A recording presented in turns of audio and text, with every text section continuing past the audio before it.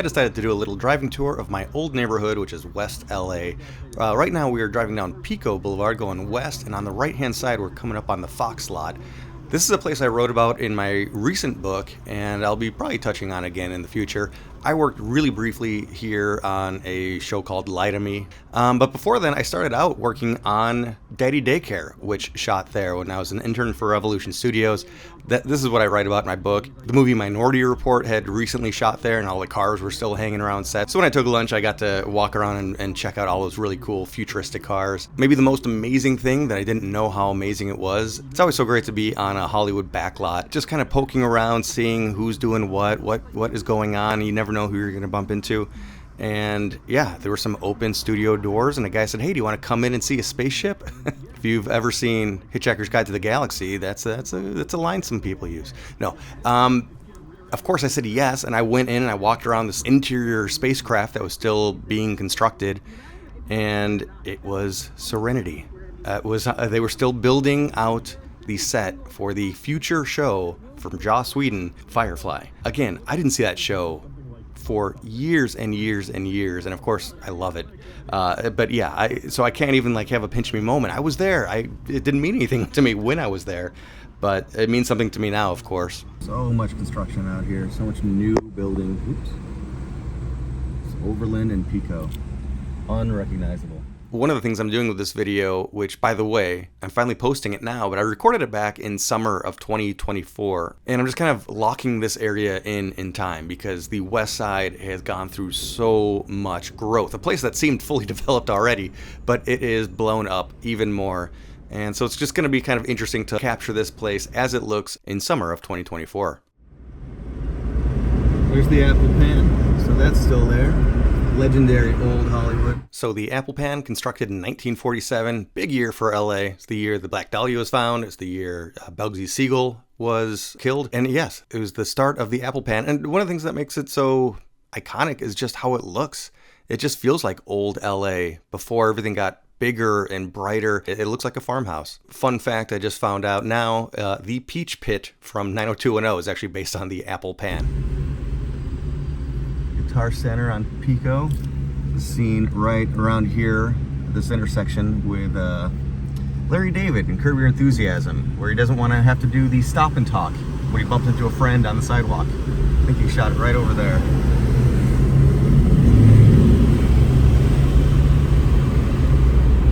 But yeah, Westside Pavilion looks fairly boarded, no, totally boarded up, closed down. So the Westside Pavilion Mall has been in decline for a long time, as most malls have been. Even before the pandemic, it was kind of dwindling a little bit, but it was definitely the place that I went to a lot. They had a movie theater in there. I definitely remember walking with roommates, a couple blocks away to go see movies there with them. It was used a ton in filming. I still see it in movies and TV shows all the time. Big, bright, lots of skylights, so a lot of light was coming in naturally. Tom Petty's Free Falling apparently was shot there, as was Clueless. On my website, whatsyourghoststory.com, I'll try to get a running list together, and hopefully other people can help add to that. Interestingly, with the mall going out, it was talked about for a while that Google was going to move in. There's a lot of software companies in the area already. Silicon Marina, almost. Marina Del Rey has a lot of publishers, software, game designers, and whatnot. I was kind of expecting it to get even more Silicon Valley-ish, but interestingly, they decided to pull out and UCLA took it over. It's going to become a huge research facility, classrooms, laboratories, things like that. So I'm curious to see how this area is going to change. All right, so I'll be honest, somewhat inspired by Scott Michaels's dearly departed Scott Michaels' walk and talks as he goes around LA and talks about places that have changed, what used to be there, the historical significance, maybe his own personal memories of the place. And by all means, this is an homage because Scott Michaels is the best that there is in the business. There's a couple places I wanted to check out. I used to live more on the west side. He knows Hollywood so well, historically, from the back, like the back of his hand. He was also there a long time. First place I lived out here was on Overland Avenue. I was there for most of the time I lived here until I eventually went towards Mid-City and then came back to Culver City by the end. But here's an unusual location to talk about. It's right behind me, and unfortunately there is nothing there right now, which is part of what I wanted to see because I thought it was going to be much more developed. So I used to live on Overland Avenue back that way. I used to work in Culver City up in front of me. And yeah, an unusual location to talk about. We'll cross the street here, cross and talk. An employee, not an employee, but a coworker of mine mentioned that, oh yeah, you live by the Bikini bar. I'd never heard that phrase before. He was like, yeah, it's Fantasy Island. You should check it out sometime. So I Googled it, I Yelped it. And funny enough, the first thing that popped up was best quesadillas in town. Who doesn't love a good quesadilla, right? So I left that company and eventually started freelancing, doing video work. And one day I was coming home from delivering to a client. Back in the days before we were Dropboxing everything when we were actually delivering hard drives. Well, it was lunchtime. I was almost home, middle of the day was open. I wouldn't mind a quesadilla. So I popped in. It was a weekday at like 1 in the afternoon. So not exactly prime time for a place like this. So I stopped in and there were maybe 4 performers. And again, bikini bar, not a strip club. So there wasn't nudity at this place. There was maybe 3 or 4 performers and 2 guys that were still partying from the night before, slumped over at the bar, still having a great time, not feeling any pain. Actually starting to feel pain. It was late in the day, considering it was the next morning for them. You know, there's nothing at all like a strip club vibe. And I did something I'd never done in my life. I sat at the bar with everybody else, ordered a quesadilla, and it was amazing, did not disappoint. And myself, the 2 partiers, and the couple of performers, we sat at the bar and watched America's Funniest Home Videos together in the middle of the day. It was the weirdest experience, and I love weird experiences. And it was just the most fun. It immediately ingratiated itself to me. So yeah, this is the former island, but before it was Fantasy Island, there was a place here called Kelbo's. And fittingly, no wonder I have an attachment to this place, because for 40 years, maybe more, it was a Hawaiian restaurant. Which is why this place was called Fantasy Island later. There used to be a full-scale lighthouse here, and it was all, you know, Polynesian themed. And it operated for, again, about 40 years before eventually Fantasy Island came in the 90s. So Fantasy Island, in the grand scheme of things, wasn't around that long. Also, I always love talking about filming locations, and this place was used as a filming location a lot for sitcoms. Obviously, for what it was. When the guys in New Girl want to go out to a club, when Coach comes back into town, they head to Fantasy Island. Which one of y'all want a lap dance? Because WV just hit the ATM. Hold up. Shrimp Forks, why'd you get so much bunny money? But what is bunny money? That is bunny money. It's not real money. Look at the bill. President Rabbit with 2 big-ass chuck. Damn, man. It's fine. As long as you didn't take out too much, you're okay. Hey, man, I took out $2,000. You keep making mistakes, Winston. Body shot. Tastes delicious. Do you know that? What is that, an aftertaste? Probably baby formula. And Always Sunny in Philadelphia, set in Philadelphia, a lot was shot in LA. Number of times they went to a club, which was right here. Do one of you girls want to hook my boy up over here, though? He's really down in the dumps. Okay. No, I don't. Oh, come on, Gotta do this. Embrace it. Get into the spirit. This is gonna cheer you up.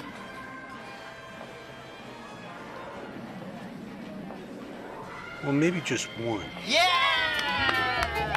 All right, Franks. I like that move. What is that, a little motorcycle? It's pretty, yeah, not like that though. It's pretty good, but you gotta use a little bit more shoulder. I like the way he's doing it, actually. Yeah, because I'm bending the bike. But that's not really how you drive a motorcycle. Yeah, but you're not really driving It's motorcycle. my thing, okay? All right.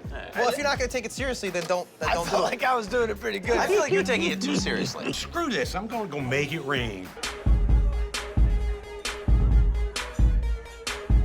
This is great, Charlie. I am going to show you what life could be like without Frank. Yeah. Except the first time we came here with Frank, we brought home 2 strippers, so. Yeah, but he banged both of them. True. Also, I found it so fun to go to a place like that when I write, because there was this odd amount of overstimulus that became a white noise, which is probably not the kindest to the performers, because I'm not there for them. By the way, I didn't even notice this, but yeah, what we do in the shadows. So one afternoon, actually, I was working on a concept for a web series. Back in the day when web series, webisode, those were new terms. And I thought, well, I want to get a lot of writing in today, so I'm gonna head over to Fantasy Island. And I sat down with a notepad, ordered a couple of drinks, had a delicious quesadilla, and sat down and wrote an entire pilot episode for a show. My phone sucked at the time, so it died pretty quick. And you know, I wrote the end on the first episode. I get out and I start to walk home, which again is maybe a mile at the most, not very far for me. And as soon as I'm walking down Pico, I see my roommate, Nice Peter, and my girlfriend at the time, Mary, come flying around the corner, and Pete yells out the window, "Scott!" I'm like, oh, hey, what's going on? Like, we've been looking all over town for you. You left like 12 hours ago. I had no idea what time it was. I had no idea how much I was just in the zone writing. That is my little homage to a long lost bikini bar. A place of inspiration, a place of a lot of cool shooting, probably a lot more film and TV that I still want to dig up. But you know, all of these great websites out there that talk about filming locations, I've never found anyone that talks about that location, and now it's a lost location. So I want to commemorate it, document it for how it is right now. And oh, I always love to do, you know, haunted filming locations. That place I've never heard a ghost story about, but of course I'm gonna make conversation with people in the bar, and the performers would talk about a place not too far away called Plan B, another similar type of establishment. I'd never been to that one, so I've got no stories there. Plan B is a strip club, or was a strip club if it's not there anymore. And according to the girls, there was one dancer who was murdered in the parking lot, and she still haunts the dressing room. I have no idea if that's true, if that's a story that has continued on. I mean, that was 15 years ago or more that I heard that story. Very light on the ghost story in this one, but definitely wanted to commemorate Kelbo's and later on Fantasy Island. We are at the Best Buy, Sawtell and Pico in West LA, which was the New Girl Black Friday sale. This is the Thanksgiving episode where they first get in line, but then eventually give up their spots in line in a show of friendship and unity. But this is the Best Buy where that goes down in the episode of New Girl. So for one, you can see in the episode the staircase that goes to the left there, the zigzag red handrails. A lot of Best Buys out here have rooftop parking in addition to the parking lot out here. But yeah, they were lined up over here. And when they leave, go around the corner, they just skip away into who knows where, you can see this brick building right across the street. Where the hell are they going?